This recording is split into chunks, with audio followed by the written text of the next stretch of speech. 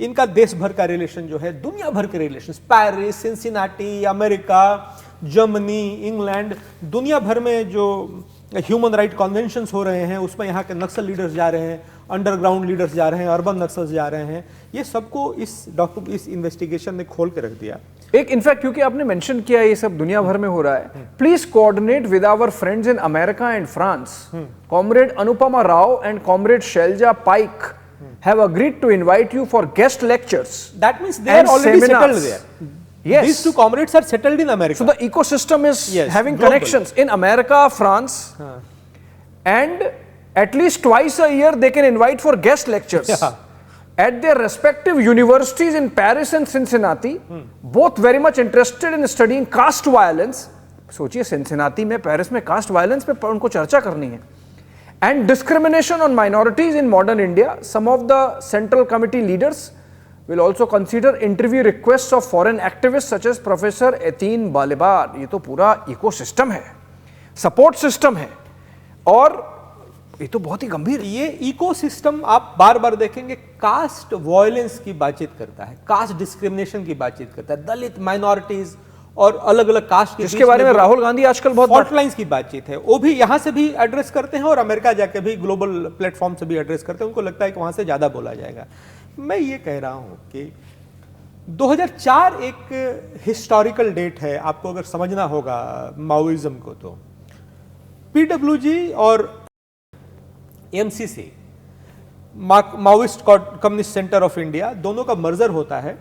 आपस में दोनों के झगड़े थे, हत्याएं भी होती थी, दोनों का मर्जर होता है और सीपीआई माओइस्ट बनता है। और 9th कांग्रेस उसको बोलते हैं, सीपीआई माओइस्ट 9th कांग्रेस। तो उसमें एक डॉक्यूमेंट आता है और मुझे लग रहा है कि कोबाड गांधी उसमें मेन थे उस डॉक्यूमेंट को प्रिपेयर करने में, और कई लोग थे जो एल्गार परिषद केस में भी थे। हाँ, नहीं कोबाड गांधी तो अर्बन नक्सल, हाँ। अब उनका तो अरेस्टिंग हो गया, उनको नक्सलियों ने गद्दार घोषित कर दिया है। अब जो उनके साथ उनके भी पुराने साथी सहमत नहीं होते उनको गद्दार घोषित कर देते हैं। तो उसमें स्टीर करके एक डॉक्यूमेंट बना, strategy and tactics of Indian revolution. स्टीर डॉक्यूमेंट में there was a 13th chapter, there were so many chapters, there is a 13th chapter named urban perspective. That 13th chapter become a full fledged document in 2007 named यूपी-यूए urban perspective our work in urban areas. मैं दर्शकों के लिए बता दूं, stir जो आप कह रहे हैं उसका फुल फॉर्म है STIR का, strategy and tactics of Indian revolution. ये 2004 का डॉक्यूमेंट है जिसमें इन्होंने बात की है माओइस्ट लोगों ने, जो आप बता रहे हैं माओइस्ट कम्युनिस्ट सेंटर और मर्जर की, पीडब्ल्यूजी की, जिसमें भारत में कैसे ये जो फॉल्ट लाइंस हैं उन पे काम किया जाए और एक भारत में रेवोल्यूशन लाया जाए। 2004 की बात है। और ये जो डॉक्यूमेंट है 2004 का, ये 2007 आते आते अर्बन एरियाज में फोकस करने के लिए उसका नाम बन गया urban perspective and work in urban areas. तो ये जो हम अर्बन नक्सल कहते हैं ये बोगी नहीं है, ये कोई इमेजिनेशन नहीं है, ये इनके डॉक्यूमेंट से ये उनका डॉक्यूमेंट है। और दूसरा, उनको चिंता है कि स्टेट का आर्ट ऑफ सर्वेलांस बढ़ा है गवर्नमेंट का, और हमको कार्डर्स नहीं मिल रहे हैं अभी जंगल वॉरफेयर के लिए, तो हमको अर्बन फंक्शनिंग ज्यादा करना है, अर्बन शिफ्ट अपने को ज्यादा करना है जी।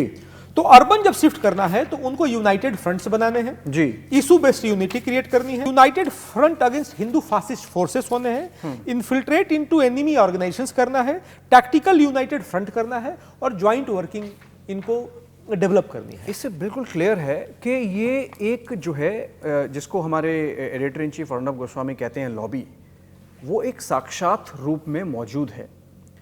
वो एक इकोसिस्टम है जो ढूंढता है भारत में कहाँ कहाँ फॉल्ट लाइंस हैं, उनको कुरेदता है, उनको बड़ा करता है, दंगे करवाता है, फिर जब दंगे होते हैं एक सिस्टम है जो उनका लीगल डिफेंस करता है और एक फसाड क्रिएट करता है, एक मिस इन्फॉर्मेशन कैंपेन करता है, उसको दूसरी दिशा देता है, और ये सब लोग टैंडम में विचारों के लेवल पे तो एक ही प्लेटफॉर्म पे काम करते हैं। बड़ा दुर्भाग्यपूर्ण है पर ये है। ये जो कास्ट वाली बात पे मैं बार बार आ रहा हूं क्योंकि आज कास्ट बड़ा डिस्कोर्स का विषय बना हुआ है। कास्ट के बारे में माओइस्ट डॉक्यूमेंट में बड़ी डिटेल में कहा गया है, और माओइस्ट ये कहते हैं कि कास्ट इश्यूज को यूज करना है to arouse the masses into open militant struggle to create a state of chaos and anarchy and the system will collapse down. ये माओइस्ट डॉक्यूमेंट का पार्ट है। मैं ये कह रहा हूं कि जो अभी पॉलिटिकल पार्टीज कास्ट का यूज कर रही हैं अपने पॉलिटिकल बेनिफिट के लिए, उनको ये समझना चाहिए या दूसरों को ये समझना चाहिए कि ये बातें माओइस्ट डॉक्यूमेंट्स में प्रिस्क्राइब्ड हैं? Absolutely. So I think what the sum total of this conversation of 1 hour, friends, is, Binay Singh ji, that there is an ecosystem, there is a lobby, and many times they are working just because they have ideological complicity, but sometimes they also work with clear objectives. The 4 attempts on Narendra Modi from his days as Chief Minister in Gujarat to Prime Minister, when documents clearly show that he was a target of these urban Naxals and Maoists, is a clear and present danger to our society, to and our nation. And it is clear that they hate Narendra Modi not just because he is a Hindutva leader, but also because he is a strong leader, and he is clear that he has to break this ecosystem and make sure that their attempts at dividing India do not succeed.